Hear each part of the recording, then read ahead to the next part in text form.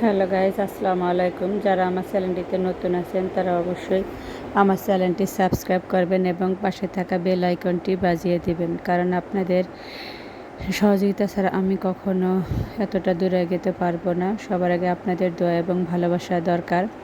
আজকে দেখেন আমি কিভাবে পুলি পিঠা বানাচ্ছি। আমাদের রংপুরে আঞ্চলিক ভাষায় বলে পুই পিঠা, কেউ কেউ বলে ভাজা পিঠা, কেউ কেউ বলে তেলে পিঠা।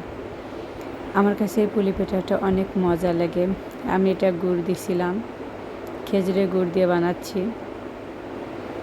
আমার ছেলের খুব পছন্দ। তারপরে হলো আমার ভাসুর এসেছে, তার জন্য আমি বানালাম।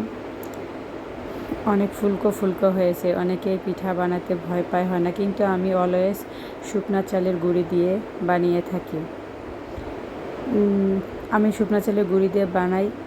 এই গুঁড়িটা আমি ভিজিয়ে প্রায় 2-3 ঘন্টা রাখি, যাতে অনেক ফুলকো ফুলকো হয়। দেখেন কতটা ভিতরে সফট এবং নরম হয়েছে। আমি এখানে কোনো আটা মিক্সড করিনি, সামান্য পরিমাণে আমি এখানে বেকিং পাউডার ইউজ করেছি। সবাই ভালো থাকবেন, সুস্থ থাকবেন।